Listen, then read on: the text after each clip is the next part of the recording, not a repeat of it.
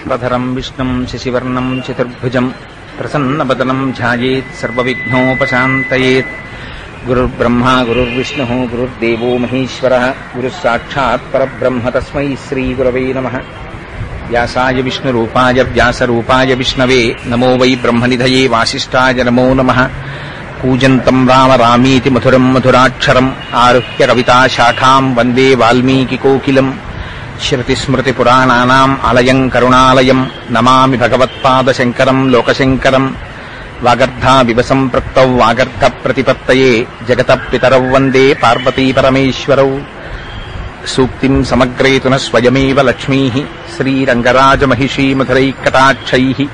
వైదగ్ధ్యవర్ణగుణగుంభనగౌరవైర్యాం కండూలకర్ణకుహరాः కవయోధయంతి. శాంతాకారం భుజగశయనం పద్మనాభం సురేశం విశ్వాకారం గగనసదృశం మేఘవర్ణం శుభాంగం. లక్ష్మీకాంతం కమలనయనం యోగిహృత్యానగమ్యం వందే విష్ణుం భవభయహరం సర్వలోకైకనాథం.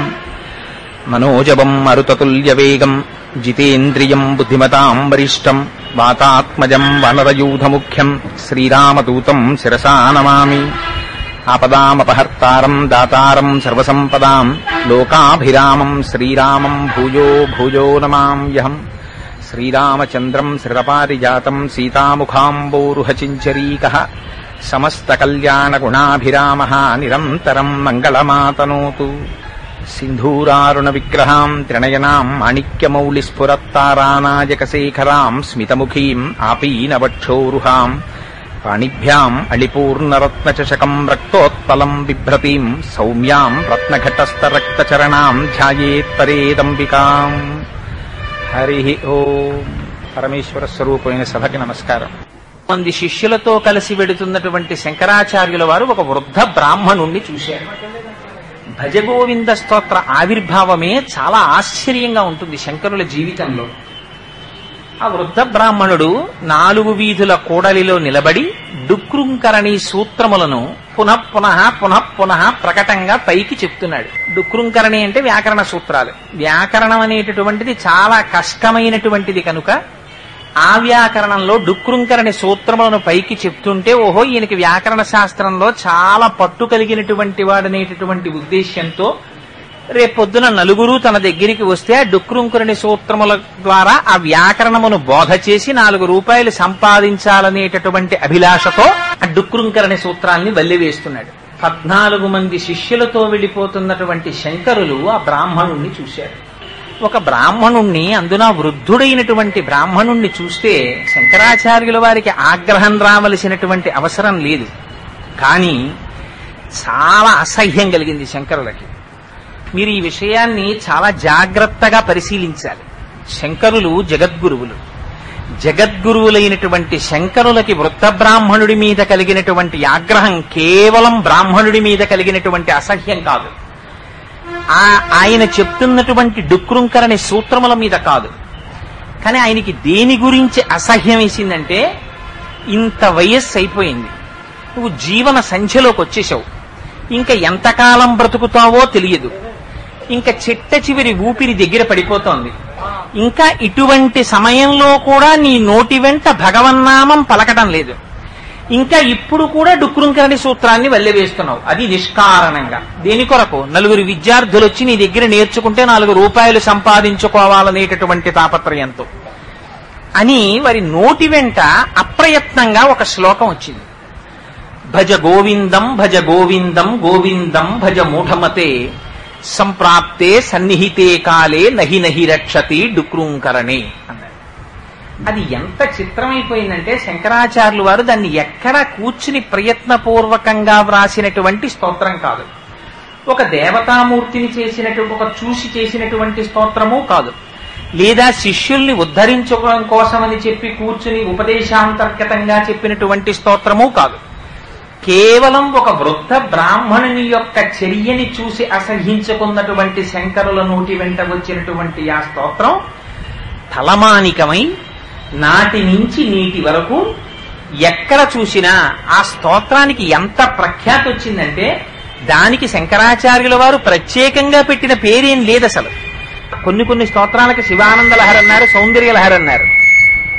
కానీ చిత్రం ఏమంటే ఈ స్తోత్రం శంకరాచార్యుల వారు చేసిన దాంట్లో మొట్టమొదటి శ్లోకం భజగోవిందం భజగోవిందం గోవిందం భజ మూఢమతే అని చేశారు కనుక దాన్ని భజగోవిందమే అన్నారు. ఇవి భజగోవిందం భజగోవిందం అన్నారు. ఇంకా ఆశ్చర్యం ఎక్కడొచ్చిందంటే తరువాతి కాలంలో అది సంగీతంలోకి వెళ్ళిపోయి మొట్టమొదట భజగోవిందం భజగోవిందం గోవిందం భజమూఢమతే అన్నదాన్ని పల్లవి కింద పాడతారు. ఆ తరువాత వచ్చేటటువంటి శ్లోకాల్ని మూఢజహీహి ధనాగమ తృష్ణ కురు సమృద్ధిం మనసి వితృష్ణ యలభసే నిజ కర్మోపాత్తం విత్తంతేన వినోదయ చిత్తం అని ఆ కోపంలో శంకరాచార్యుల వారు చెప్పినటువంటివి 12 శ్లోకాలున్నాయి. ఆ 12 శ్లోకాలు ఆ తరువాత వెనక శంకరాచార్యుల వారితో వస్తున్నటువంటి శిష్యులు 14 మంది ఒక్కొక్క శ్లోకం చెప్పారు. ఆ 14 ఈ 12 26. మళ్లీ చిట్ట చివర శంకరాచార్యుల వారు ఆసీ పురస్సరంగా ఇంకొక 4 శ్లోకాలు చెప్పారు. మొత్తం 30 శ్లోకాలు.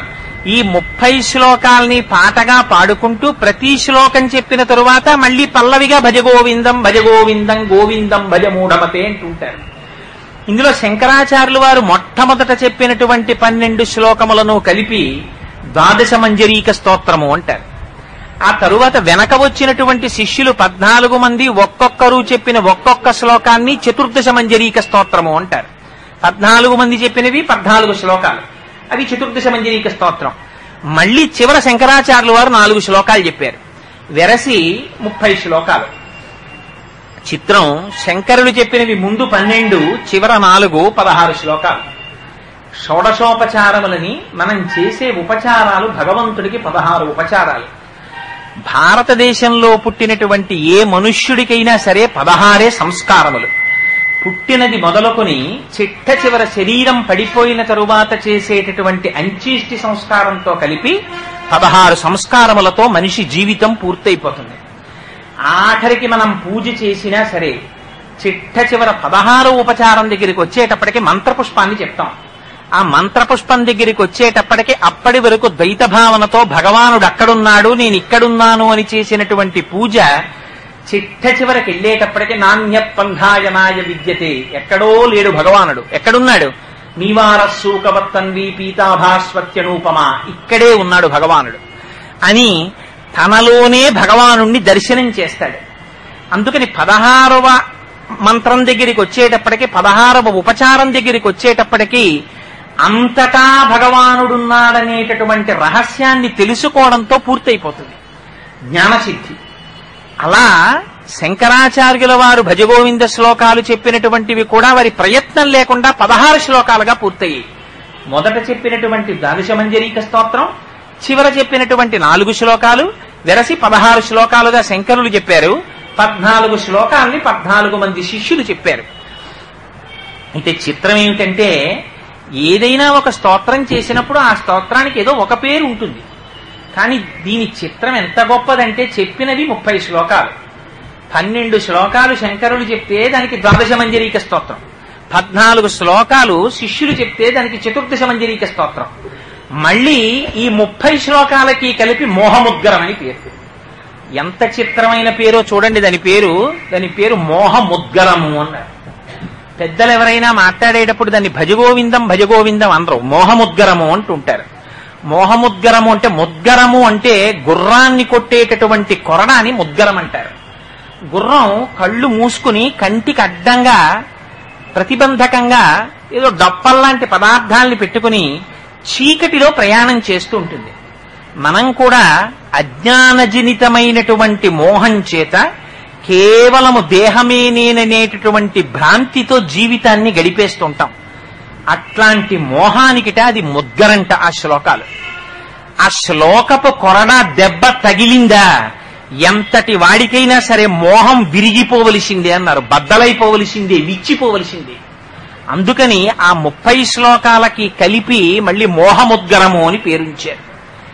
ఇంత పరమ పవిత్రమైనటువంటి శ్లోకములు కలిగినటువంటి మోహముద్గరంలో చిత్రం ఏమిటంటే ఎన్నడూ అసహ్యించుకోవడం కాని కోపగించుకోవడం కాని తెలియనటువంటి శంకరులు ఒక బ్రాహ్మణుణ్ణి డుక్రుంకరణి సూత్రములు చెప్తూ ఉంటే అంత యావగింపుగా చూసి చెప్పవలసినటువంటి అవసరం ఏమిటి? అంటే మోహముద్గరం చెప్పినప్పుడు శంకరాచార్యుల వారు జగదాచార్య స్థితిలో కూర్చుని ఉన్నారు. ఆ చూసిన బ్రాహ్మణుడు కేవలం ఒక బ్రాహ్మణుణ్ణి కాదు, సమస్త జగత్తుని ఆ బ్రాహ్మణుడిలో చూశారు. ఆయన చేస్తున్న డుక్రుంకరణి సూత్రాల్ని విమర్శించలేదు శంకరాచార్యుల వారు. డుక్రుంకరణి సూత్రములను అడ్డుపెట్టి యావత్ జగత్తుకి ఒక బోధ చేస్తున్నారు. ఎంత చిత్రమైన బోధ చేశారంటే అందులో శంకరుల యొక్క స్థితి గుకారశ్చంధకారస్తు రుకారస్థ నిరోధకృత్ అంధకార వినాశిత్వాత్ గురురిత్యభిధీయతే. గుకారం అంటే అంధకారం, రుకారం అంటే ఆ చీకటిని తీసేయడం. చీకటిలో ఉన్నంతసేపు తాడు తాడుగా తెలియదు, పాము పాముగా తెలియదు. పాములో తాడు కనపడుతుంది, తాడులో పాము కనపడుతుంది, భయానికి హేతు అవుతుంది. కానీ ఆ చీకటిని తొలగించగలిగినటువంటి స్థితి కలిగిన వాడు కేవలం గురువు ఒక్కడే. ఎందుచేత అంటే అనేక జన్మ సంప్రాప్త కర్మబంధ విదాహినే జ్ఞానానల ప్రభావేన తస్మై శ్రీ గురవే నమః అంది గురుగీత. ఆయన కదిలి వచ్చేటటువంటి అగ్ని కొండలాంటి వాడు. ఆయన జ్ఞానాగ్ని చేత దగ్ధం చేస్తాడు మనలో ఉండేటటువంటి ఆ అజ్ఞానాన్ని. అందుకే ఒకసారి గురువు యొక్క దర్శనం అయిందా, ఒక్కసారి గురువు మాట చెవిలో పడిందా, అప్పటి వరకు ఉన్న అజ్ఞానము విచ్చిపోతుంది. అందుకే ఆధ్యాత్మికతకి సంబంధించినంత వరకు ఎన్ని పుస్తకాలు చదవండి, దాని వలన వచ్చేటటువంటి విద్య విద్య కాదు. మరి ఏది విద్య? విద్ అంటే తెలుసుకోవడం. ఎవరో ఒకరు గురువు ఉండి తీరాలి. ఆ గురువు లేని విద్య గుడ్డి విద్య. రమణులు అంటుండేవారు, గురువు అంటేనే గురిని చూపించగలిగిన వాడు. ఆ గురి తెలియనంత కాలం మీరు ఎన్ని బాణములు ప్రయోగించండి, ఎన్ని గుళ్ళు కాల్చండి, మీకు కావలసినటువంటి లక్ష్యం మీద పడదు. ఒక్కసారి గురువుని నేర్పుతాడు గురువు. ఆ గురి తెలిసిందా, ఇంకా ఆ లక్ష్య సాధనలో ఏ విధమైనటువంటి ప్రమత్తతకి కాని, భయానికి కాని, అజ్ఞానానికి కాని, ఆందోళనకి కాని, ఆవేశానికి కాని అవకాశం ఉండదు. అంత స్పష్టంగా అర్థమవుతుంది. అందుచేత అటువంటి జగద్గురువుల స్థాయిలో ఉన్నటువంటి శంకర భగవత్పాదులు సర్వకాలముల యందు అంతటా బ్రహ్మమును చూడగలిగినటువంటి వారు. వారు పరమహంస. పరమహంస అన్న మాట ఎందుకు వాడతారు? హంసకి ఒక్కదానికే ఒక శక్తి ఉంది. నీటిని పాలని కలిపి తెచ్చి ఒక చోట పెడితే పాలని తాను తాగి నీటిని విడిచిపెడుతుంది హంస. మిగిలిన ఏ ప్రాణికైనా సరే మీరు పాలని నీటిని కలిపి తెచ్చి అక్కడ పెడితే ఇంకది పాలే, అందులోంచి నీటిని విడదీసి తాగలేదు. అలా హంస పాలని నీటిని విడతీసి సారభూయిష్టమైనటువంటి పాలని తాను త్రాగి సారరహితమైనటువంటి నీటిని విడిచిపెట్టగలిగినటువంటి శక్తి కలిగిన హంసలా బ్రహ్మమునందే ఉన్నటువంటి జగత్తునందు తాదాత్మ్యత చెంది మిగిలిన వారందరూ నశించిపోతుంటే జగత్తుకి అధిష్టానమై ఈ జగత్తు అంత ఏ బ్రహ్మములో ఉందో ఆ బ్రహ్మమును తాను తెలుసుకుని జగత్తుని విడిచిపెట్టగలిగినటువంటి వాడు పరమహంస అయి ఉంటాడు. అందుకని పరమహంస పరివ్రాజకాచార్య అంటారు. అటువంటి పరమహంస స్థితిలో ఉన్నటువంటి వారు శంకర భగవత్పాదులు. ఇక్కడ ఉన్న బ్రాహ్మణుడో ఒంటి మీద యజ్ఞోపవీతం ఉంది, త్రికాల సంధ్యావందనం చెయ్యవలసిన వాడు, బ్రహ్మమును గుర్తెరగవలసిన వాడు, వ్యాకరణ సూత్రములను వల్లివేస్తున్నవాడు, ఒంటికి వృద్ధాప్యం వచ్చినవాడు, రేపో మాపో మృత్యువు చేత గ్రసింపబడడానికి సిద్ధంగా ఉన్నవాడు. అటువంటి వాడు ఇంకా డుక్రుంకరణి సూత్రములను చెప్తున్నాడు. ఇప్పుడు చెప్పండి, శంకరాచార్యుల వారు అసహ్యించుకున్నది బ్రాహ్మణుణ్ణి అసహ్యించుకున్నారా? ఎంత వయస్సు వస్తున్నా సరే జగత్తుతో తాదాత్మ్యత చెంది ఇంకా రూపాయి సంపాదిద్దాం, ఇంకా రూపాయి సంపాదిద్దాం, ఇంకా కొడుకులకిద్దాం, ఇంకా మనమలకిద్దాం అనేటటువంటి భ్రాంతిలో జీవితాన్ని గడిపేటటువంటి ఈ జగత్తులో ఉన్న సమస్త మానవాళికి సందేశాన్ని ఇస్తున్నారా? సమస్త మానవాళికి సందేశాన్ని ఇస్తున్నారు. వారు నహి నహి రక్షతి డుక్రుంకరణే అన్నది వ్యాకరణ సూత్రాన్ని ఉద్దేశించడం లేదు. నువ్వు ఎన్ని చదువులు చదువు, ఆ చదువులన్నీ దేనికి పనికొస్తాయి? కడుపుని పోషించుకోవడానికి పనికొస్తాయంటే ఆ చదువు చదువు కాదు. అందుకే ప్రహ్లాదుడు అంటాడు, చదివించిరి ననుగురువులు చదివితి ధర్మార్థ ముఖ్య శాస్త్రంబులునే చదివినవి కలవు పెక్కులు చదువులలో మర్మమెల్ల చదివితి తండ్రి అన్నాడు. వజ్జలు నేర్పని ఈమది మజ్జాతుడవైద నీకు మరి ఎవ్వరిచే నుజ్జానమయ్య బాలక తజ్జనులం పేరు కొనుము తగ నామ్రోలన్నన్నాడు హిరణ్యకశిపుడు. అంటే ప్రహ్లాదుడు అంటాడు, నాన్నగారు గురువులు నన్ను చదివించిన విద్యలు చాలా ఉన్నాయి.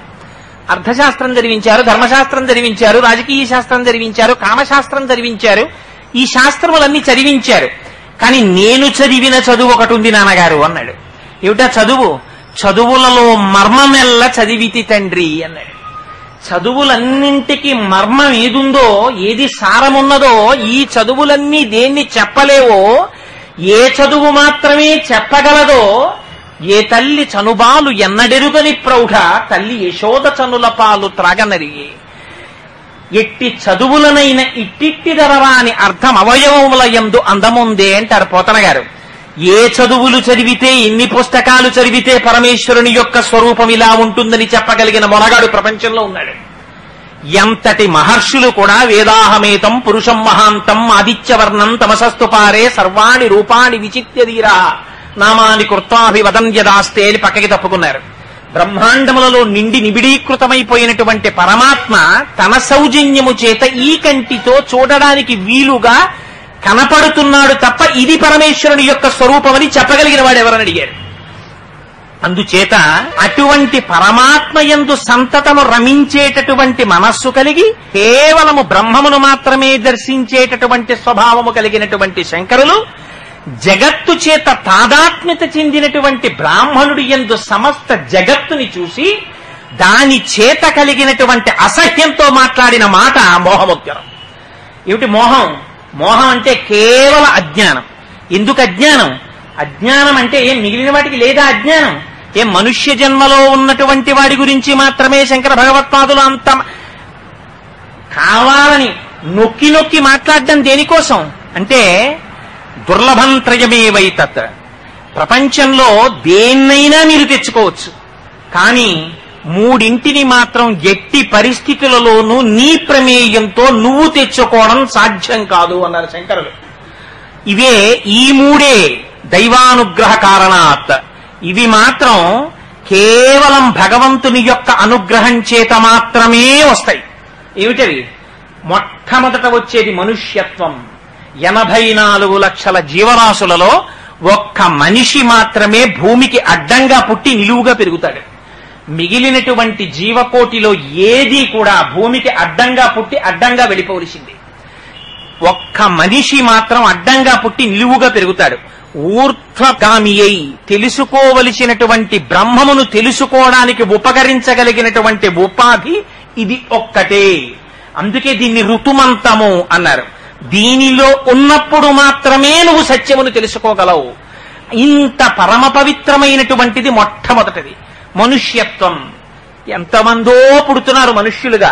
పుట్టిన వాళ్ళందరికీ ఎంతో మంది అసలు భగవంతుడనేవాడొకడు ఉన్నాడనేటటువంటి జిజ్ఞాస కలగకముందే వెళ్ళిపోతున్నారు.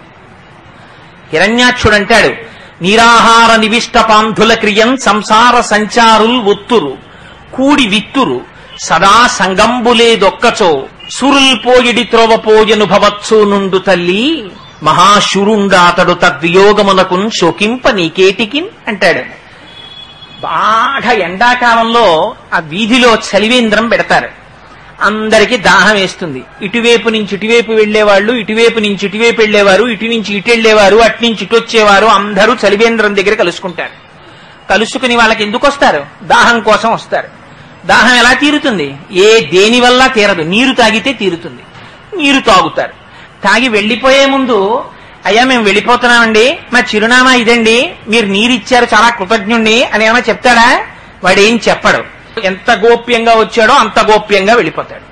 అలా అమ్మా వీళ్ళందరూ సంసార సంచారులు ఒత్తురు కూడి విత్తురు సదా సంగంబు లేదు ఒక్కచో. ఒక భార్య ఒక పిల్లలు అనుకుంటున్నావా? ఎన్ని కోట్ల జన్మలైపోయాయో. లోపలున్న జీవుడే ఎంతమందితో సంసారం చేశాడో, ఎంతమంది పిల్లల్ని కన్నాడో, ఎంతమంది భార్యలతో తిరిగాడో, ఎంతమంది స్నేహితులు. వాళ్ళందరూ ఉండిపోయారా? ఎవ్వరు ఉండరమ్మా. అలా వెళ్ళిపోతుంటారు వాళ్ళు. సదా సంగంబు లేదొక్కచో సురుల్ పోయిడి త్రోవపోయను భవత్సు నుండు తల్లి అన్నాడు. వాళ్ళు ఎవ్వరికి చెప్పా చెయ్యకుండా అకస్మాత్తుగా వెళ్ళిపోతుంటారు. మనకి ఇదో అలవాటమ్మా. ఎందుకమ్మా ఏడుస్తావు వీళ్ళని చూసి? పోయాడంటే ఏమిటమ్మా నీ కొడుకు, ఇది అలవాటమ్మా చాలా కాలం నుంచి అంటాడు. అలా ఎందరో వస్తున్నారు, ఎందరో వెళ్ళిపోతున్నారు. వెళ్ళిపోయే వాళ్ళలో ఎంతమంది అసలు భగవానుడు ఒకడున్నాడు వాణ్ణి తెలుసుకోవాలనేటటువంటి తాపత్రయం పొందిన వాళ్ళు ఎంతమంది? అందుకని దుర్లభం త్రయమే వైతత్. ఆ మూడింటిల్లో రెండవది ముముక్షత్వం. అసలు మోక్షం పొందాలనేటటువంటి ఆలోచన రావడమే కష్టం. వచ్చిన దారి చూపించేవాడెవరు? ఇన్ని దారులు. సామర్లకోటలో దిగి కాకినాడ ఎలా వెళ్ళాలని అడగండి. ఆటో ఎక్కమని చెప్పేవాడు ఓడు, కారు ఎక్కమని చెప్పేవాడు ఓడు, రైలు ఎక్కమని చెప్పేవాడు ఓడు, అదిగోనండి ఆ సిటీ బస్ ఎక్కండి అని చెప్పేవాడు ఓడు. ఇంకా తెలివైన వాళ్ళు అయితే ఇంకో మాట కూడా చెప్తారు. ఏమో నాకు తెలియదు కానండి, కాలువ దాటితే భీమేశ్వరాలయం ఉంది, అక్కడి నుంచి పాతాళంలో సొరంగ మార్గం ఒకటి త్రిపుర సుందరమ్మ వారి గుళ్ళోకి వస్తుందని పూర్వం ఎప్పుడో 100 ఏళ్ల క్రితం ఎవరో అలా వెళ్లేవారని విన్నాం. అలా కూడా మీరు వెడితే వెళ్ళొచ్చేమో ధైర్యం ఉంటే అని చెప్పేవా అప్రస్తుతవాదం వాళ్ళు కూడా ఉన్నారు. ఈ మాట నేను ఎందుకన్నానో తెలుసా అండి? హాస్యానికన్నానని అనుకోకండి. ఈ మాట జగద్గురువులన్న మాటలు నేను ఉటంకిస్తున్నాను. ఏ రకమైనటువంటి ఉపాసనా పద్ధతులను జీవి సర్వకాలముల యందు తట్టుకోవడం సాధ్యం కాదో, సమర్థుడైనటువంటి గురువు పక్కన కూర్చుని అనుక్షణము కాపాడుతూ ఇలా కదుపు ఇలా కదుపు ఇలా కదుపు అని చెబితే తప్ప ఒక్కొక్క యోగమునందు ప్రవేశించడం సాధ్యం కాదో అటువంటి మార్గములు చెప్పేటటువంటి వాళ్ళు కూడా ఉంటారు. అయితే ఇవన్నీ జయము వైపుకి తీసుకెడతాయా? ఎంత కష్టం. బయలుదేరి మొదలుపెట్టి మధ్యలో జారిపోయే వాళ్ళు ఎంతమందో. చిట్ట చివరి వరకు వెళ్ళడానికి కావలసినంత జ్ఞాన దీక్షని ఇచ్చి తను పక్క నుండి నడిపించగలిగిన సమర్థుడైన మహాపురుషుడు లభించేదెన్నడో. అందుకని నీకు జీవితంలో ఐశ్వర్యం కష్టం అనుకోకు, భార్య కష్టం అనుకోకు, బంధువులు కష్టం అనుకోకు, అన్నం కష్టం అనుకోకు. కష్టం అంటూ ఏదైనా ఉంటే ఈ మూడే కష్టం. ఏమిటో తెలుసా? 3: మనుష్యత్వం, ముముక్షత్వం, మహాపురుష సమాశ్రయం.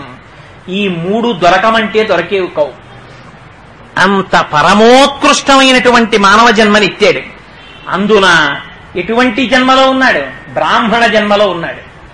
మోహముద్గరం ఏదో కథాపరంగానో చాలా తేనె పూసినట్టు చాలా లలితమైనటువంటి మాటలతోటో ఉండదు. ఎందుకని? అజ్ఞానాన్ని చీల్చి చెండాడడానికి వచ్చింది మోహముద్గరం. తండ్రి గారే చాలా వృద్ధుడు, ఎవరిని దర్శనం చేస్తే పొద్దున్నే నమస్కారం చెయ్యాలో అటువంటి పుణ్యాత్ముడు, పూజనీయుడు. అటువంటి తండ్రి గారు ఇంట్లో ఉండగా ఇల్లు అంటుకుపోయింది. ఆ తండ్రి గారు లేచి గబగబా రాలేరు బయటికి. అటువంటప్పుడు అయ్యో నాన్నగారు బాగుండదు, నాన్నగారిని గబగబా కాళ్ళు చేతులు పట్టుకుని బయటికి ఇడిచేయడమా, వారిని చాలా గౌరవంగా తీసుకురావాలి అని ఆలోచిస్తే తగలబడిపోతాడు. అందుకని అప్పుడు తండ్రిని చూస్తారా, కాళ్ళు దొరికితే కాళ్ళు, జుట్టు దొరికితే జుట్టు, చెయ్యి దొరికితే చెయ్యి పట్టుకుని ఈడ్చేస్తారు బయటికి. ఇంత వృద్ధాప్యం వచ్చినా ఇంకా డుక్రుంకరణి సూత్రములను పట్టుకుని 4 రూపాయల కోసం వెంపర్లాడుతున్న దౌర్భాగ్యుడైన జీవుణ్ణి అడ్డుపెట్టి శంకరులు జగద్గురువుల స్థాయిలో చేస్తున్న హెచ్చరిక మోహముద్గరం. అందుకనది తేలికైన భాషలో బుజ్జగింపుతో ఉండదు. మూఢ అని పిలిచినటువంటి శ్లోకములు ప్రపంచ సాహిత్యంలో లేవు. ఎవరు మాట్లాడినా సుమతి వినురవేమ ఇలా మాట్లాడారు. శంకరులకొక్కరికే చెల్లింది. మూఢ, యూ ఫూల్ అని అడ్రస్ చేసి మాట్లాడారు. మూఢ జహీహితనాగమ తృష్ణ అన్నారు. అంటే దాన్ని తెల్లవారి లేస్తే భజనల కింద మన ఇంట్లో వింటున్నాం. నాగమ తృష్ణ అన్నారు. అంటే దాన్ని తెల్లవారి లేస్తే భజనల కింద మన ఇంట్లో వింటున్నాం. అంటే జగద్గురువుల యొక్క స్థాయి ఎలా ఉంటుందో మీరు ఊహించండి. అందుకనది మోహముద్గరమైంది. అందుకని అందులో ఉండేటటువంటి ఆ శ్లోకాలలో సారాంశం అలా ఉంటుంది. అందులో శంకరులు అంటారు, కేవలం ఆ మనుష్యుణ్ణి ఉద్దేశించి మాట్లాడటం లేదు శంకరాచార్యులు వారు, సమస్త జీవకోటిని ఉద్దేశించి మాట్లాడుతున్నారు. అందుకని వారు అంటారు, భజ గోవిందం భజ గోవిందం గోవిందం భజ మూఢమతే. మూఢమతే అని పిలిచారు. ఓ మూఢుడా అన్నారు. ఏమిటి మూఢుడా అని పిలవలసిన అవసరం ఏమిటి? అంటే నువ్వు ఎంత కష్టపడి ఇక్కడ వరకు వచ్చావో తెలుసా? హాల్లో ఇన్విజిలేటర్ ఉంటాడు. వాడు 1 సంవత్సరం పాటు లాంగ్ టర్మ్ కోచింగ్ చదువుకుని ఎక్కడో నానా కష్టాలు పడి పరీక్ష రాయడానికి వస్తాడు. పరీక్ష రాయడానికి వచ్చిన తరువాత తీరా క్వశ్చన్ పేపర్ చేతిలో పట్టుకుని దిక్కులు చూస్తూ పిల్లాడు కూర్చున్నాడు అనుకోండి. అక్కడ ఉన్నటువంటి ఇన్విజిలేటర్ బాధ్యత కలిగిన వాడైతే ఏమంటాడు? ఎరా మూఢుడా, టైం అయిపోతోందిరా, గంటన్నరలో నీ ఫలితం తెలిసిపోతుంది, నీ జీవితం తెలిసిపోయే టైం రా, నువ్వు ఇంకా కూర్చున్నావా, చెయ్యి, వచ్చినవి చెయ్యి, బెల్ల కొట్టేసిన తర్వాత ఇంక నీ పేపర్ అంతా చేతిలో లాగేస్తారు. ఇది శంకరుల హెచ్చరిక. భజ గోవిందం భజ గోవిందం గోవిందం భజ మూఢమతే. ఒరి మూఢుడా, గోవింద గోవింద గోవింద అనవా? ఎందుకురా నీకు డుక్రుంకరణ సూత్రం? ఎందుకు ఈ మాట శంకరుడు మూఢ అని ఎందుకు అండం అంటే, ఎంత కష్టపడితే ఈ ఉపాధిలోకి వచ్చి నిలబడ్డాడో తెలుసా అండి? మీరొక్కసారి పునర్జన్మ ఎలా కలుగుతుందో మార్కండేయ పురాణాంతర్గతమైనటువంటి వ్యాఖ్యానాలు చదివితే ఒళ్ళు గగురు పొడిచి మనకి భయం వేస్తుంది. ఒక్కసారి ఈ జన్మలోకి రావాలంటే ఎంత కష్టాలు పడతాడో తెలుసా? వానబిందువులోకి పంపిస్తారు, పంపించి వానబిందువుతోటి కిందకు వదులుతారు. వదిలితే వానబిందు వచ్చి ఒక విత్తనాన్ని తాకాలి. ఆ విత్తనంలోంచి పశువులో ఏవో తినకుండా తానొక కాయగా మారాలి. ఆ కాయ లోపల సారాంతర్గతమై నిలబడాలి. తను ఎక్కడ పుట్టాలో అక్కడ ఆ జంతువు తింటుంది. తను మనిషిగా పుట్టాలంటే ఒక మనిషి తింటాడు, మేకగా పుట్టాలంటే మేక తింటుంది, కుక్కగా పుట్టాలంటే కుక్క తింటుంది. ఆ తరువాత అది ఒక అన్నపు గింజగా పుట్టాడనుకోండి మనిషి కడుపులో పుట్టడానికి, ఆ బియ్యపు గింజలు నీళ్లల్లో కడిగి పొయ్యి మీద పెట్టిన తర్వాత కొత్త కొత్త కొత్త కొత్త ఉడికితే తాపత్రయంతో పైకి తేల్తాడు వీర్యకణాలతోటి. తేలితే నేను పై అన్నం మొగాడికెట్టండి అంటారు. అప్పుడు తీసుకెళ్లి ఆ అన్నం ఆయనకి పెడితే అప్పుడు కూడా ఏ ముద్ద ఎవడు తినాలో భగవానుడికి తెలుసు. వాడు కుక్క కడుపున పుట్టాలంటే ఈయన ఔపోసన బట్టే లోపల కుక్క తింటుంది ఆ ముద్ద. ఈయన తినాలి, అందులోని సారము వీర్యముగా మారాలి. ఆ వీర్యము నిష్కారణముగా స్ఖలనము కాకుండా సరి అయినటువంటి సమయంలో క్షేత్రప్రవేశం చెయ్యాలి. ఆ సమయంలో స్త్రీ యొక్క రేతస్సుతో కలవాలి. కలిసిన తరువాత లోపల బుడగ ఏర్పడాలి. ఆ బుడగ పగలకుండా నిలబడాలి. నిలబడిన తరువాత అమ్మ కడుపులో తిరగబడాలి. తిరగబడిన తరువాత దానికి ధాతువులు ఏర్పడాలి, ఎముకలు ఏర్పడాలి. ఆ పైన చర్మం పెడతారు, లోపలన్నీ రక్తనాళాలు పెడతారు, రక్తం పెడతారు, మాంసం పెడతారు, పుల్ల కంపు, లోపల పిండం తయారవుతూ ఉంటుంది. ఎంత ఆర్తితో స్తోత్రం చేశారో తెలుసా అండి?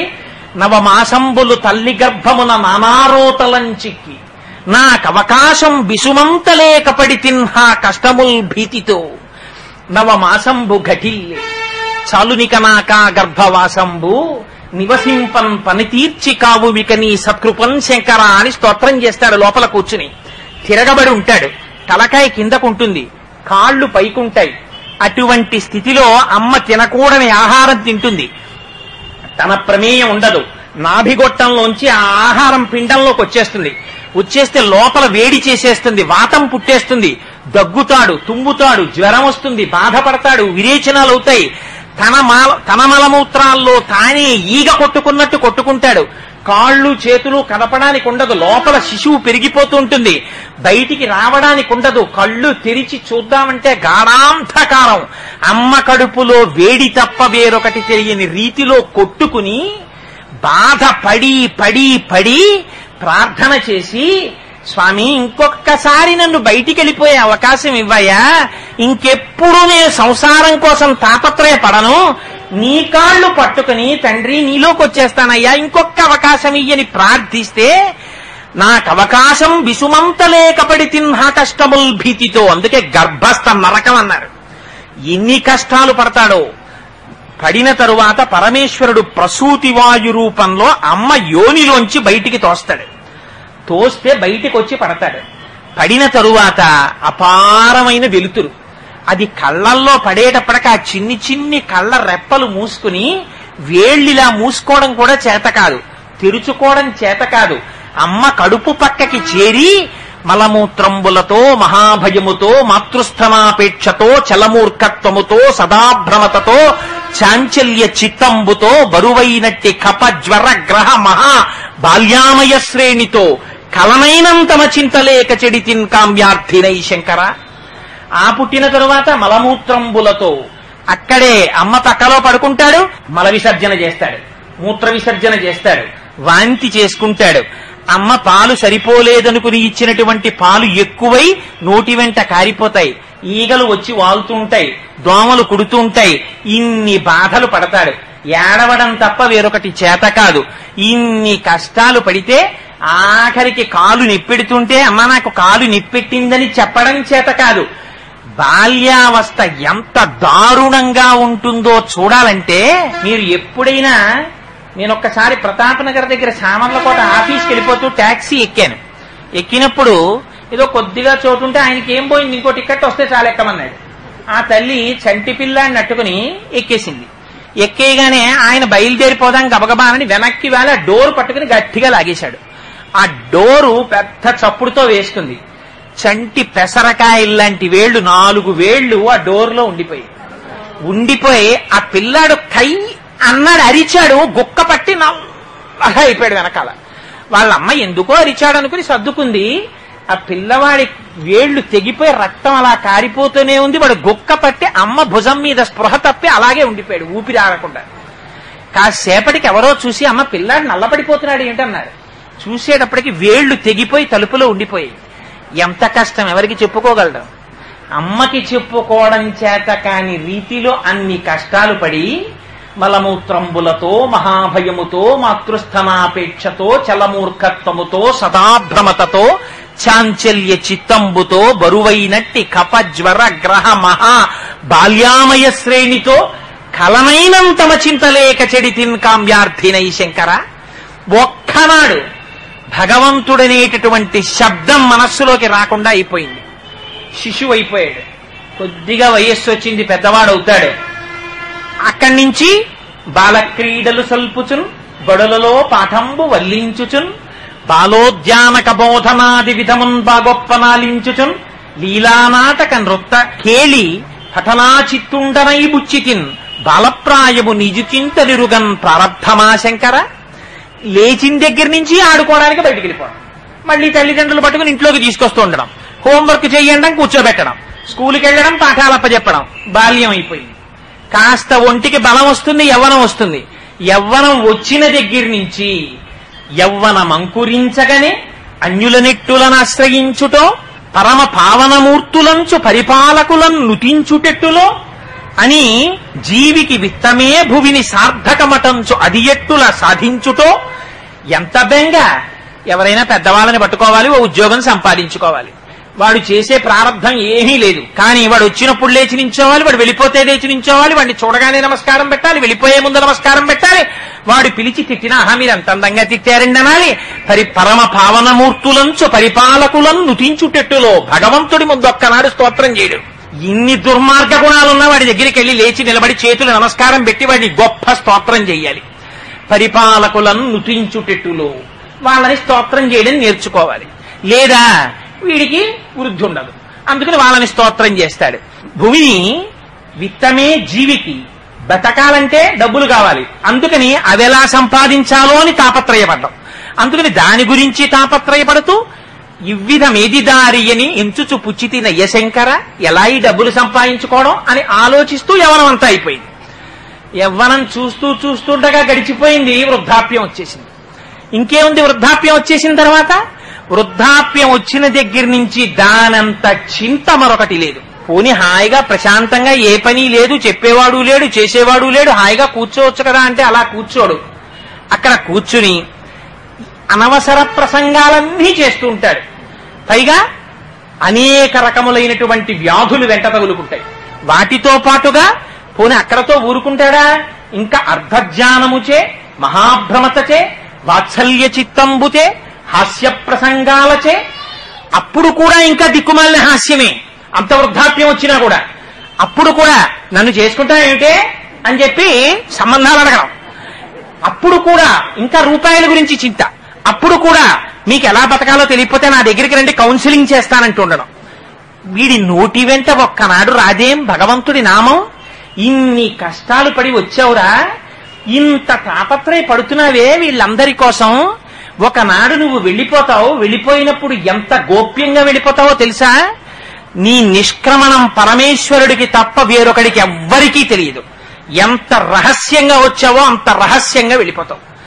ఆ వెళ్ళిపోయేటప్పుడు కాయము వీడి జీవుడకి కంపిత చిత్తత నీగుచుండా ఓ నాయనయంచు నిజ నందన నందినులెల్ల నేర్చుచుండ శరీరాన్ని విడిచిపెట్టేసి జీవుడు వణికిపోతూ భయపడిపోతూ యముడి యొక్క పాశములకు తగులుకుని వెళ్ళిపోతుంటే నాన్నగారు నాన్నగారు అని కొడుకులు కూతుళ్ళు ఏడుస్తుంటే కను దోయిని భాష్మములుక దుఃఖ మహాంభుది చొచ్చు పత్నియున్ కళ్ళ నిండా నీళ్లు పెట్టుకుని ఆయన వెళ్ళిపోతున్నారని భార్య ఏడుస్తూ నిలబడితే ఒక్కటి జ్ఞాపకం పెట్టుకో, కాయము వీడిరారు కదా కర్మము పుణ్యము తప్ప శంకర.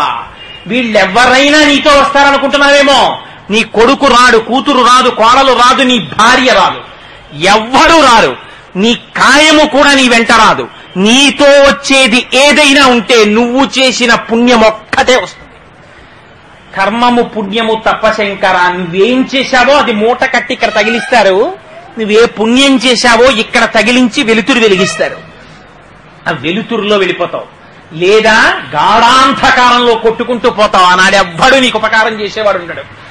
ఏమిరా ఇంత కష్టపడి మనుష్య జన్మనెత్తి బ్రాహ్మణుడవై పుట్టి త్రికాల సంధ్యావందనం చెయ్యవలసినటువంటి వాడివి, సంతతము భగవన్నామము నోటి వెంట రావలసినటువంటి వాడివి, ఆ మాట అనకుండా డుక్కురంకరని సూత్రములను పఠిస్తున్నావా? ఇంకా అవి వల్లె వేస్తే ఎవరో వచ్చి నీ దగ్గర వ్యాకరణం చేర్చుకుని 4 రూపాయలు ఇస్తారని తాపత్రయపడుతున్నావా? ఎంత ఆ ఆఖరికి కపంలో పడిపోయినటువంటి ఈగలా కొట్టుకుంటున్నావు కదరా. ఇది శంకరుల ఆక్రోశం. అందుకని భజ గోవిందం భజ గోవిందం గోవిందం భజ మూఢమతే.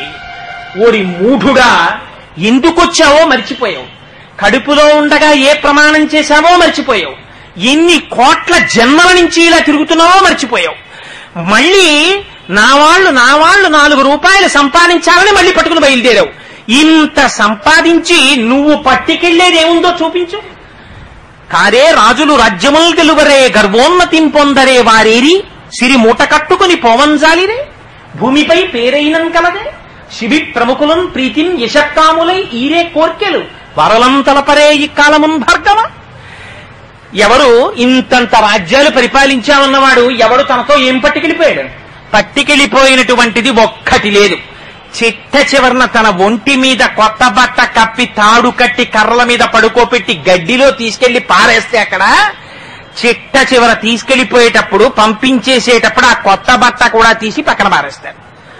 ఎంత నగ్నంగా వచ్చాడో అంత నగ్నంగా అన్నవికారమైనటువంటి శరీరమునకు అగ్ని సంస్కారము జరిగిపోతుంది. ఇంతకాలం నా కొడుకు నా కూతురన్న కాయము లోపల జీవుడు ఒక్కసారి ఉత్క్రమణం అయిపోయాడా? ఆ కొడుకొచ్చి నిలబడ్డా, కోడలొచ్చి నిలబడ్డా, కూతురొచ్చి నిలబడ్డా ఏమర్రా రెప్ప వెయ్యదు, మాట వినదు.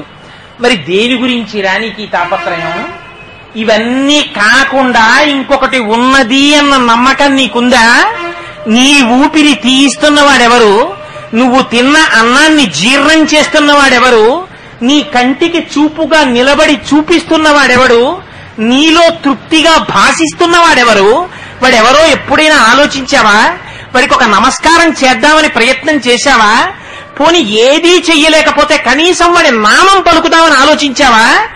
భగవంతుడి నామం చెప్పడానికి మాత్రం నీకు ఓపిక లేదు. నీకు డుక్కురుంకరని సూత్రాలు ఇంకా ఈ వయస్సులో కావలసి వచ్చేయరా నీకు? ఇది ఒక బ్రాహ్మణుడు అంటున్నారా? సమస్త జగత్తును అడుగుతున్నారా శంకరాచార్యులు వారి మాట? అందుకని భజ గోవిందం భజ గోవిందం గోవిందం భజ మూఢమతే. అంత కోపంలో శంకరాచార్యులు వారి నోటి వెంట ఎటువంటి మాట పడిందో చూడండి. గోవింద గోవింద గోవింద అన్రా మూఢమతే సంప్రాప్తే సన్నిహితే కాలే నహి నహి రక్షతి డుక్రుంకరని. సంప్రాప్తే వచ్చేస్తోంది కాలం. ఎక్కడి నుంచి వచ్చేస్తోంది మృత్యువు? గడియారంలోంచి వచ్చేస్తోంది, క్యాలెండర్లోంచి వచ్చేస్తోంది, పంచాంగంలోంచి వచ్చేస్తోంది, సూర్యోదయ సూర్యాస్తమయాల్లోంచి వచ్చేస్తోంది. ప్రత్యాయాంతిగతా పునర్న దివసా కాలో జగద్భక్షక లక్ష్మీస్తోయ తరంగ భంగ చపలా విద్యుచ్చలం జీవితం తస్మాన్ మాం శరణాగతిం కరుణయా త్వం రక్ష రక్షాధునా అంటారు. రేపటి అమ్మయ్య సూర్యోదయం అయింది, అమ్మయ్య సూర్యాస్తమయమైంది, ఇంకో రోజు వచ్చింది, ఇంకో రోజు వచ్చింది, ఇంకో రోజు వచ్చిందని వీడు సంతోషపడిపోతూ ఉంటాడు. రామకృష్ణ పరమహంస అంటుంటారు, ఈ పెట్టెలో గోళీకాయలు పెట్టి ప్రతిరోజు ఒక్కొక్క గోళీకాయ తీసేస్తుంటే ఇందులో ఉన్న గోళీకాయలు ఖాళీ అయిపోతున్నట్టే ఈ లోపల ఎంత కాలం ఉండాలో, ఎన్ని రోజులుండాలో, ఎన్ని శ్వాసలుండాలో లెక్క పెట్టి అప్పచెప్పిన వాడు ఒకడు ఉన్నాడు. నీకు ఇన్ని ఊపిరిలు ఇస్తున్నాన్రా అని చెప్పి పంపిస్తాడాయన. ఇన్ని ఊపిరిల లోపల ఇందులో ఉండి భగవద్ధ్యానం చేసుకోవడానికి మీకు ఇది ఒక ఉపకరణముగా ఇయ్యబడినది. ఇయ్యబడినటువంటి ఉపకరణమును దుర్వినియోగము చేసి దీన్ని కాని సక్రమంగా వినియోగించుకోలేదా, ఆ తర్వాత ఇందులోంచి ఒక్కసారి ఆ ఊపిరిలు ఎవరు లెక్క పెడతారు? మనతో ఉన్న వాళ్ళు ఎవ్వరూ లెక్క పెట్టరు.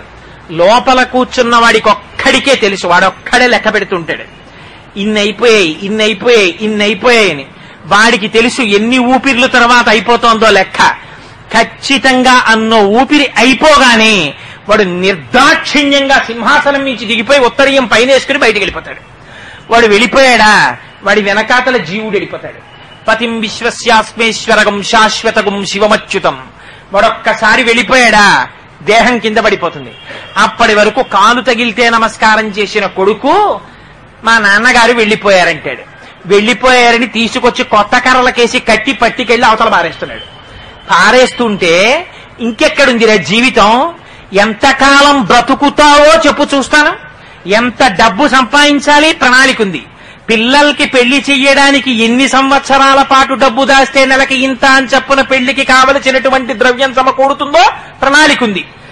ఇన్నింటికి ప్రణాళికలు వేస్తున్నావే, నువ్వెంతకాలం ఉంటావో నీకు ప్రణాళిక ఉందా? నీకు తెలుసా? తెలియదే.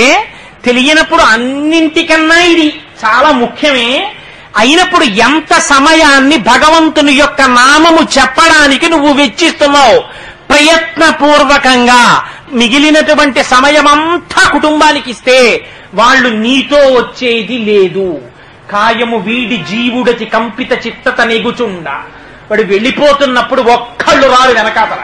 వచ్చేది ఏదైనా ఉంటే తన పుణ్యమే తనతో వస్తుంది. నీ పుణ్యం నువ్వు లెక్క పెట్టకుండా ఎవరిని భగవంతుడి నామం చెప్పడానికి ఎంత సమయాన్ని ఉపయోగిస్తున్నావు? ఇది శంకరాచార్యుల వారి ప్రశ్న. నహి నహి రక్షతి డుక్రూంకరణి. ఉరే, నేను ఇంత వ్యాపారం చేశానంటావు, ఇంత ఉద్యోగం చేశానంటావు, ఇంత విద్య ఆర్జించానంటావు, ఇవన్నీ నీతో వస్తాయనుకుంటున్నావా? ఇవేవీ నీతో రావు.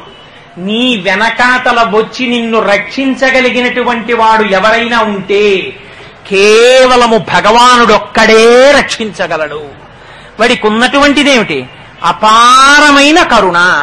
అందుకే భగవంతుని గురించినటువంటి ప్రార్థనా శ్లోకం ఎక్కడ చెప్పండి, ఒకటే శ్లోకం. అమ్మవారి గురించి చెప్పండి, అవ్యాజ కరుణామూర్తి. ఆవిడికి ఒక కారణం ఉండదు ఆ కరుణకి, అంత దయ అమ్మకి. స్వామి గురించి చెప్పండి, స్వామి ఏమిటి? ఎప్పుడు దయామూర్తి, ఆయనకి ఎప్పుడు దయ. అంత దయ కలిగిన వాడెవరు? ఒక్క భగవానుడొక్కడికే ఆ దయ ఉంటుంది. అంతవరకు ఎందుకండి? రేపటి శ్లోకంలో మన బతుకేమిటో బయట పెట్టి చూపిస్తారు శంకరాచార్యుల వారు. యావత్విత్తోపార్జన సక్త స్థవన్ నిజ పరివారో రక్త అన్న చోట అంటి పెట్టుకుని లోపల ఉండేటటువంటి వాడు పరమేశ్వరుడు తప్ప వేరొకడు ఎవ్వడు ఉండడు. ఎవడి పని తీరిన తరువాత వాడు వెళ్ళిపోతాడు. కొడుకైనా అంతే, కూతురైనా అంతే, అల్లుడైనా అంతే, భార్య అయినా అంతే, ఎవరైనా అంతే. ఈ సంబంధాలన్నీ అతి కృతకమైనటువంటి సంబంధములు. విడిపోతున్నప్పుడు వెంట వచ్చేటటువంటి వాడు ఎవ్వరూ లేడు. భాగవతంలో నిర్దాక్షిణ్యంగా చెప్పేస్తారు. ధర్మరాజుతోటి నారదుడు చెప్తాడు, ఇన్ని రకాలుగా భగవానుడు రక్షిస్తాడో తెలుసా? నీ కొడుకుని నువ్వు కోపంతో రే అని పిలిస్తే ఏం నాయనని అస్తమానం అలా పిలుస్తారు, అంత కోపం ఏంటి, మంచిగా పిలవచ్చు కదా అంటాడు వాడు.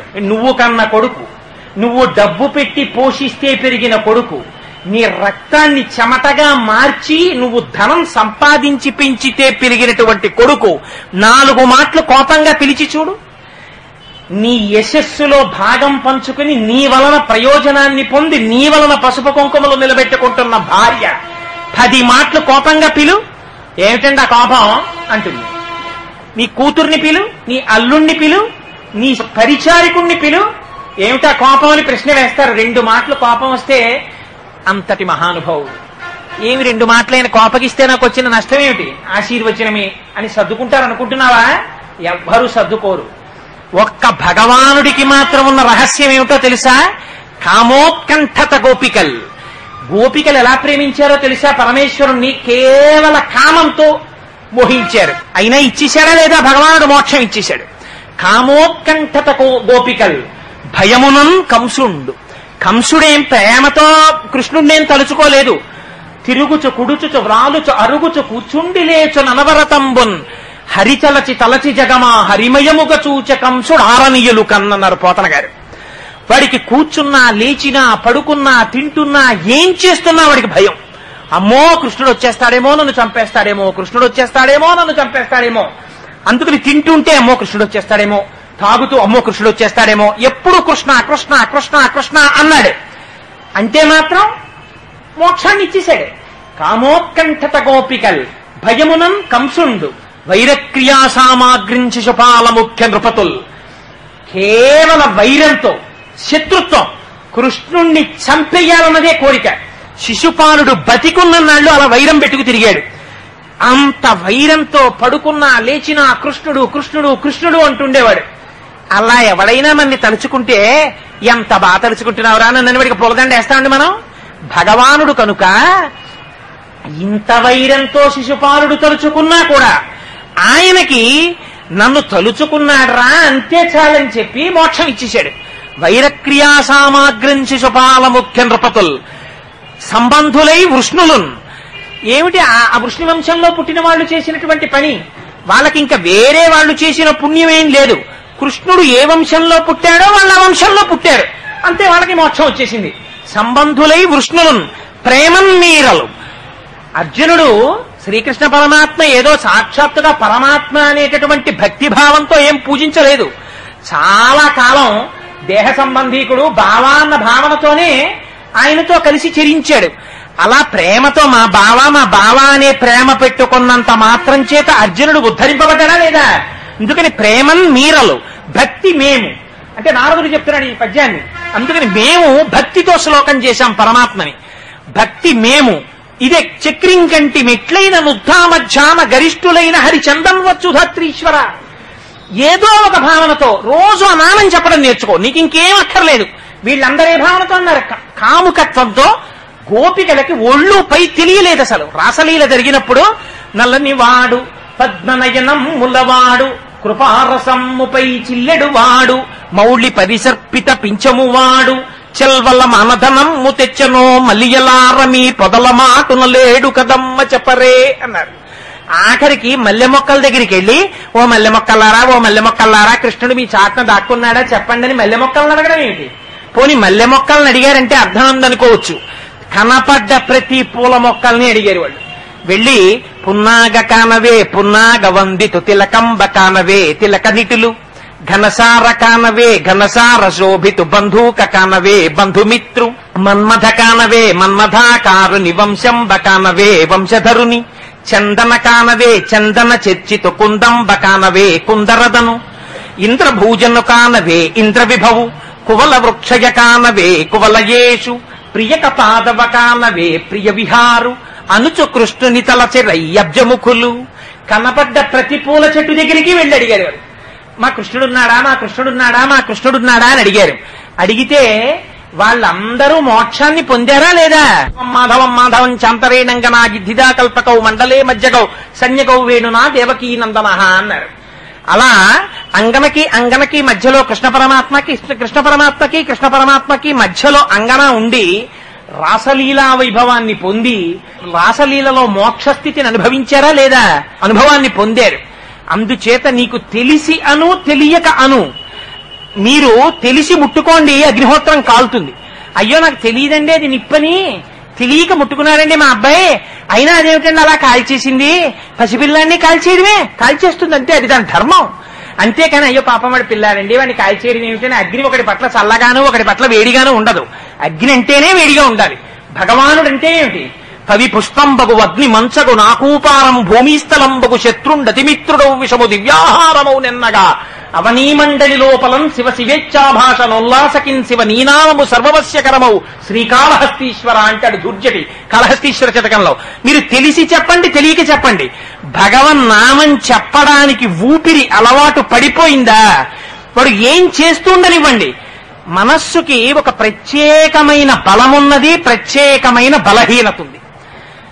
అన్నిటికన్నా మనస్సుకున్నటువంటి గొప్ప బలం ఏమిటో తెలుసా అండి? మీరు చెప్పిన చోటికి అది వెళ్ళదు. దానికి అంటూ ఒక ఆలంబనం కావాలి, ఎప్పుడో దానికి ఆధారం కావాలి, అది పట్టుకు తిరుగుతుంది. కానీ మీరు ఎప్పుడు ఒకటే ఇచ్చారనుకోండి, ఇది విసుక్కుంటుంది, వదిలేస్తుంది, ఇంకో చోటు పోతుంది మళ్ళీ. అందుకని మార్చి మార్చి మార్చి మార్చి భగవంతుణ్ణే తీసుకెళ్లి ఇచ్చేస్తుంటారు. పొద్దున్న లేస్తాడు, కాసేపు సంధ్యావందనం అంటాడు, ఆ తర్వాత షోడశోపచార పూజ అంటాడు, ఆ తర్వాత గజేంద్రమోక్ష పారాయణ అంటాడు, ఆ తర్వాత ఆఫీస్కి వెడుతూ కూడా ఓసారి పూజామందిరం దగ్గరికి వెళ్ళి నమస్కారం చేసి భగవాన్ బయలుదేరండి ఆఫీస్కి అంటాడు. స్వామి తనతో వెంట వస్తున్నట్టు భావిస్తాడు, వచ్చి కూర్చుంటాడు, స్వామి ఆశీనులు గండి అంటాడు, పక్కన భగవానుడు కూర్చున్నట్టే మాట్లాడతాడు. తనకో ఇబ్బంది వచ్చిందా, స్వామి ఏమిటి కష్టం అంటాడు. నేను సేవింపక నాపదల్ పొడమని నిత్యోత్సవం బబ్బని జనమాతృండనని సంసార మోహంబు పైకొనని జ్ఞానము కల్గని గ్రహగతుల్ కుందింపని మేలు వచ్చిన రాణి అవి నాకు భూషణములే శ్రీకాళహస్తీశ్వర. ఒకవేళ ఆఫీసులో ఎవరో తిట్టాడు అధికారి పిలిచి, ఓహో భగవాన్ ఎంత పాపం చేశానో, ఇలా పోయింది నా పాపం అంటాడు. అన్నిటికీ భగవానుడితోడితే సంబంధం. హాయిగా ఇంటికి వస్తాడు, కాసేపు సాంబ సదా శివ సాంబ సదా శివ సాంబ సదా శివ సాంబ శివ. యజ్ఞం చెయ్యాలా, యాగం చెయ్యాలా? నామం చెప్పడం అలవాటు చెయ్యి, దాని ఎందు ప్రీతిని అలవాటు చెయ్యి. చేశావా? ఏదో ఒక నామం, ఏకశబ్ద సమ్యజ్ఞాత సృష్ట ప్రయుక్త స్వర్గే లోకే కామదుగ్భవతి. ఈ నామం చెప్తేనే మోక్షం, ఆ నామం చెప్తే మోక్షం లేదని ఎక్కడా చెప్పలేదు శాస్త్రంలో. ఏ నామమైనా గొప్పదే. అయితే మరి శంకరాచార్యులు వారు గోవిందా గోవిందా గోవిందా ఎందుకన్నారన్నదాన్ని మీకు విజ్ఞాపన చేస్తాను. ప్రస్తుతం నేనున్నది భజ, అక్కడే ఉన్నాను. భజ గోవిందం భజ గోవిందం గోవిందం భజ మూఢమతేలో భజ దగ్గరే. అందుకని ఆ మాటను భగవన్నామం చెప్పు. భగవన్నామం చెప్పావా అది నిన్ను ఉద్ధరించేస్తుంది. ఉద్ధరించి ఎందుకని ఆ వస్తువు అటువంటిది. ఆ వస్తువు క్రమంగా ఆ ఆలంబనం తీసుకుని మనస్సు దాన్ని పట్టుకోవడానికి అలవాటు పడిపోయిందా, ఇంకా దాన్నే పట్టుకుంటుంది. దాన్ని పట్టుకోవడం అలవాటు పడిందా, ఒకసారి చెయ్యి పట్టుకున్న తర్వాత విడిచిపెట్టడం దానికి చేత కాదు. పట్టి విడువరాదు నా చెయ్యి అంటారు త్యాగరాజు గారు. ఒకసారి పరమాత్మ కాని చెయ్యి పట్టుకున్నాడా ఇంకా మనస్సు అక్కడే అక్కడే అక్కడే అక్కడే తిరుగుతూ ఉంటుంది. మిగిలిన చోట్ల ఎంత తిరగనివ్వండి బంధంలో పడుతుంది. ఆయన దగ్గర ఎంత తిరగనివ్వండి అంత తృప్తిలోకి వెళ్ళిపోతుంది. అదే భక్తి. భక్తి అంటే ఏమిటి? ఏది జరుగుతున్నా ఒక్కొక్కడికి భార్య మీద ప్రీతి ఉంటుంది, వాడి పరుసులో ఆవిడ ఫోటో ఉంటుంది, వాడు ఆఫీస్కి వెళ్ళిపోతూ 1000 మాటలు ఆవిడతో మాట్లాడతాడు, బుజ్జగిస్తాడు, ముద్దులాడతాడు, సంతోషిస్తాడు, ఎదురు రమ్మంటాడు, ఎదురొస్తుంది, సాయంకాలం వచ్చేస్తాను బెంగెట్టుకోకంటాడు, మధ్యాహ్నం వచ్చేస్తాను బెంగెట్టుకోకంటాడు, ఆఫీస్కి వెళ్ళి ఫోన్ చేస్తానంటాడు, నా జేబులో సెల్ ఉంది నువ్వు ఫోన్ చేయంటాడు, నేను పలుకుతానంటాడు. ఇంత బాధలు పడి 30 ఏళ్ళు సంసారం అయ్యాకప్పుడు